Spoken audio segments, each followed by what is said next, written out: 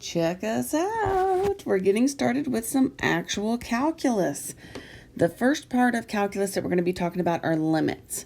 So this first section is just going to be talking about the idea of limits. So what does this mean? What are we looking for? Those kinds of things. All right. So whenever I'm talking about limits, let's start with talking about average and instantaneous. So if I have something that is an average velocity is going to be a secant line. All right. So if I'm talking about this, I'm over this, whatever, from here to here, that is an average velocity. That is secant, right?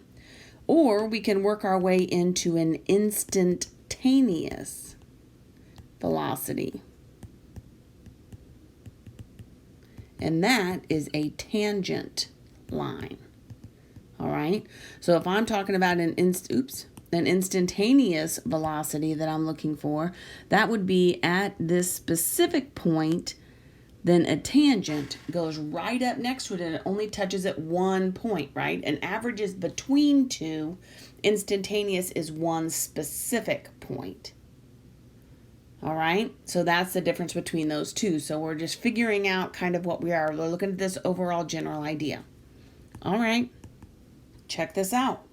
So example 1, we're going to talk about average velocity. If I'm looking at this, a rock is launched vertically upward from the ground with a speed of 96 feet per minute. So a rock is launched vertically. Oops, spelled that wrong. Got too excited about those eyes, didn't we? There it is. At, what did we say? 96 feet per second. All right. Neglecting air resistance, a well-known formula from physics, states that the position of the rock, so this is the position function, of the rock after t seconds is this. S of t is equal to a negative 16 t squared plus a 96t. All right, so the position S is measured in feet with S equals 0 corresponding to ground. S is in feet. S equals 0 means the ground. Okay. We want to find the average velocity of the rock between each pair of times. Now, here's the thing. When I'm talking about velocity, I am talking about slope. So, not only is this the secant line, this is the slope of the secant line. I should have written that, and I didn't. And this is the slope of the tangent line. That's what we're actually finding. When I'm talking about velocity, I'm actually talking about the slope of these lines from one place to another. All right? Okay, so for this rock launch here, look at me being so prepared. Here is our graph associated with that. So I'm going to make this a little bit bigger. So here's our graph that goes with this. Now, slope of anything, right? We know our slope formula, y2 minus y1 over x2 minus x1. So the x coordinate and the y coordinate. My first part here, part A, I want to know what's happening between t equals 1 second and t equals 3 seconds. So between 1 second and 3 seconds. So my slope here, my average, is going to be S of 3 minus S of 1 over 3 minus 1, right? Because you're plugging those values in.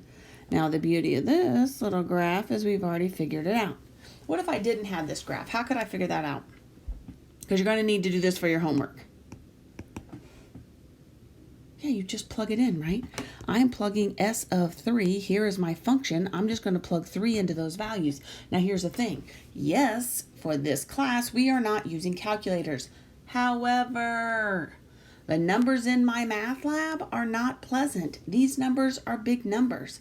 If you have to do calculations in your homework, use a calculator.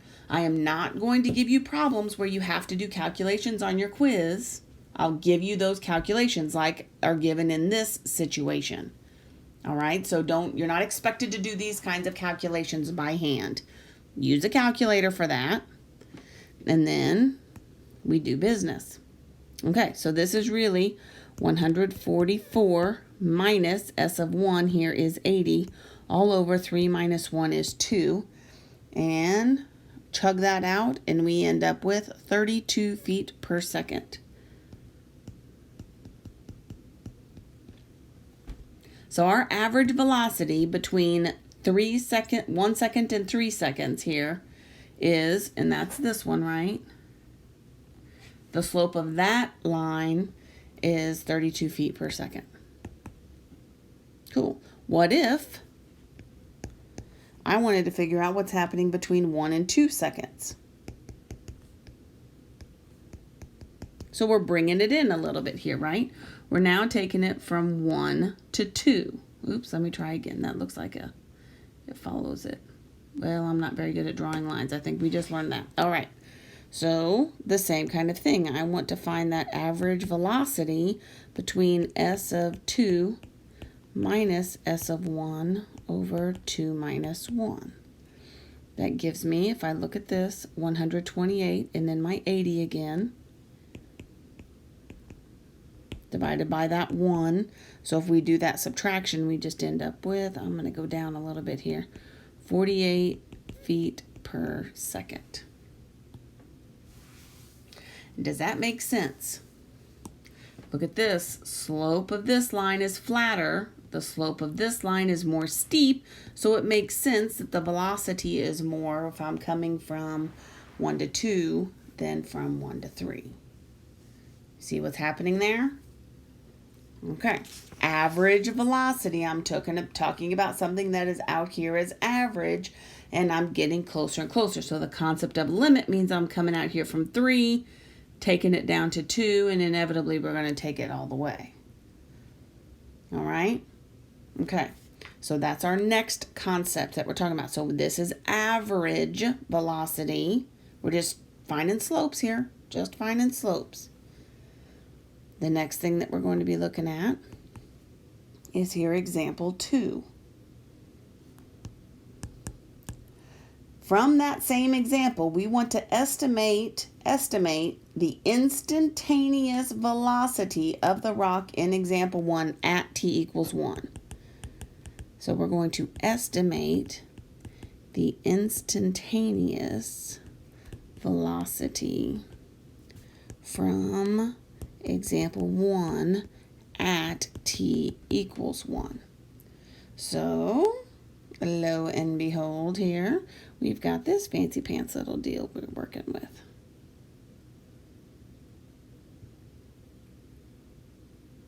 Check out what's happening. So we found here, and the idea of a limit is what this section is called. That means we are just getting the idea of what's going down here of a limit, which means here we're starting at 2. So from 1 to 2, right? We just figured that out to be 48 feet per second. Now, if I'm going from 1 to 1.5, because I'm working my way in, right? We saw our graph over here. It's coming up like this, and we're here at 2, and we want to find 1. So this is at 2, this is at 1. Then I'm coming in even closer here at 1.5, right? We're making the trek in from 2 to 1 point as I'm going down. And then from 1.5, look how much closer that is. Then I'm going to go here at 1.1 that we have, that's 62.4. And then at 1 second, we're getting closer and closer to that instantaneous velocity of 64 feet per second. Because remember, instantaneous velocity is the slope that's happening right here, this tangent line that's happening right at 1. And that's what we're going for. All right? That tangent line is instantaneous velocity. So the slope at a specific point. That's what we're going for. And how do you do that? You just get closer and closer and closer and closer. And you come up with that conjecture of you just getting closer and closer and closer. All right? That's what we're going for there. That's what we're trying to figure out. Here, look at this graph. Here's a visual representation of what it is that we just talked about.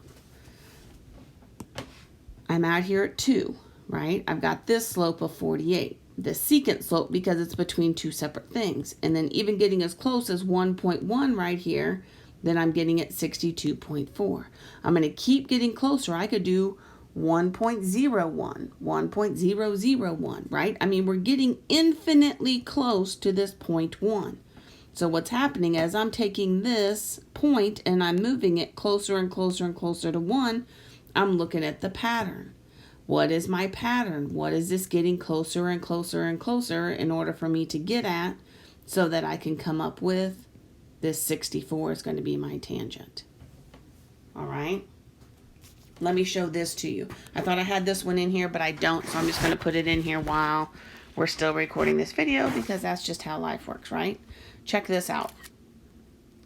Here is the chart from the book.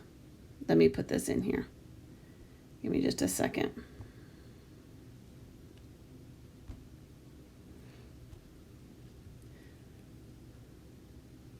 Okay, look at what's happening here. I'm going to scoot this little fella over so we can make room. So as I'm getting closer and closer and closer, so here are my time intervals between 1 and 2, nailed it, 48, 1 to 1.5, 1.1. That's what's represented on this graph. But check out what's happening to my values as I get closer and closer and closer to 1. I go from 62.4 to 63.8 to 63.9, 63.99. Do you see how closer and closer and closer we're getting to this 64? That's how we get there. We don't just make this leap to go from 62.4 to 64. You get super duper close. And the pattern of super duper close, that is the pattern that we're looking for. All right. This table shows it much nicer than these graphs do. But that same concept is what's happening there. That's that slope of a tangent line getting closer and closer and closer to the point that we want. Look at this chart.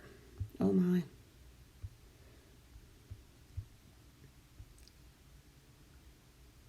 Okay. Whoop, boop, boop. Did I just blow your mind? You doing okay? So an average velocity here comes up with my secant. So this is what we just figured out. All right. Oh, here I started at 2. I'm getting this tangent, or pardon me, this secant line, and I'm working my way in closer, until I get to the tangent line. That, ladies and gentlemen, is the concept of a limit. Working your way in closer and closer and closer until you get to the value that I'm looking for. Started out here at 2, worked my way all the way in until I can make this conjecture about what my instantaneous velocity is. That's the whole point of this section. The idea of a limit. Starting off with secant, working that secant in to make that interval smaller and smaller and smaller so I can make a conjecture about that instantaneous. All right? Okay. This is 2.1. We are starting the concept of a limit.